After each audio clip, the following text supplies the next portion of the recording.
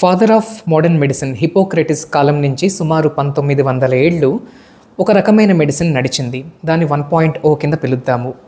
1900 సంవత్సరం తర్వాత బ్యాక్టీరియా గురించి, యాంటీబయోటిక్స్ గురించి తెలుసుకున్న తర్వాత 2.0 అనే మోడర్న్ మెడిసిన్ ప్రారంభమైంది. ఆనాటి నుంచి ఇదిగో 2024 వరకు కూడా మనం ఈ 2.0 అనే మెడిసిన్లోనే ఉన్నాము. ఈ 2.0కి కొన్ని లాభాలు ఉన్నాయి.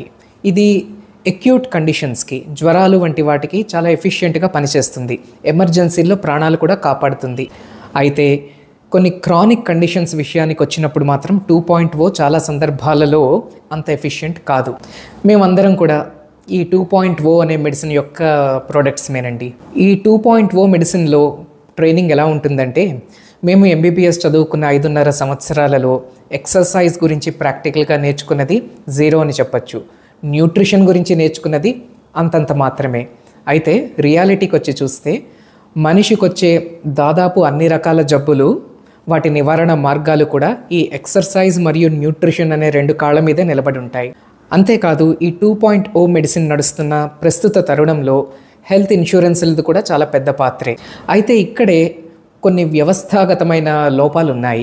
ఈ ఇన్సూరెన్సెస్ అన్నీ కూడా జబ్బు పడ్డాక మనల్ని ఆదుకునే ప్రయత్నం చేస్తాయి, కానీ జబ్బు పడకుండా ఆపలేవు. ఫర్ ఎగ్జాంపుల్, షుగర్ చెకప్ కోసము, షుగర్ మందుల కోసము చాలా ఇన్సూరెన్సెస్ కవరేజ్ ఇవ్వవు.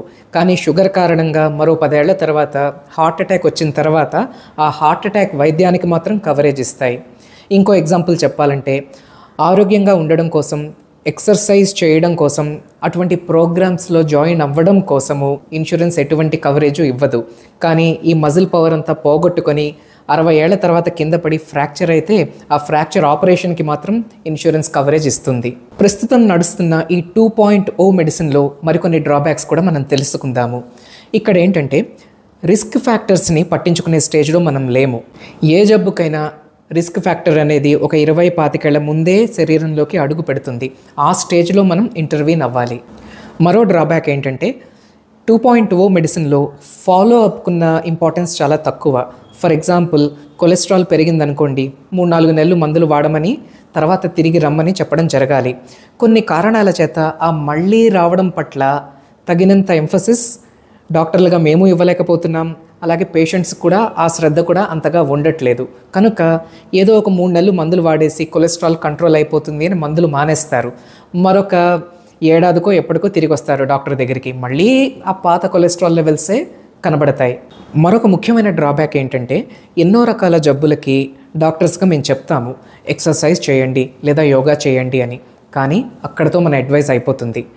పర్టిక్యులర్గా ఎటువంటి ఎక్సర్సైజ్ చేయాలి, ఎక్సర్సైజ్లో టైప్స్ ఏమిటి, ఎంతసేపు చేయాలి, ఎవరికి ఎలాంటిది కరెక్ట్ అన్న విషయంలో డాక్టర్స్కి మరి ఎటువంటి వాయిస్ ఉండట్లేదు.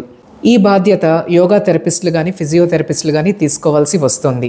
అలా కాకుండా ఏ జబ్బుకి ఎంత ఎక్సర్సైజ్ అన్న స్పెసిఫిసిటీ డైరెక్ట్గా మందులు రాస్తున్న డాక్టర్ గారే చెప్పగలిగితే ఇంకా పవర్ఫుల్గా ఉంటుందని నేను అనుకుంటున్నాను. కానీ ఇది ప్రాక్టికల్గా ఇంప్లిమెంట్ చేయడానికి నేను చెప్పినంత ఈజీ కాదు మనకున్న లిమిటెడ్ కన్సల్టేషన్ టైంలో.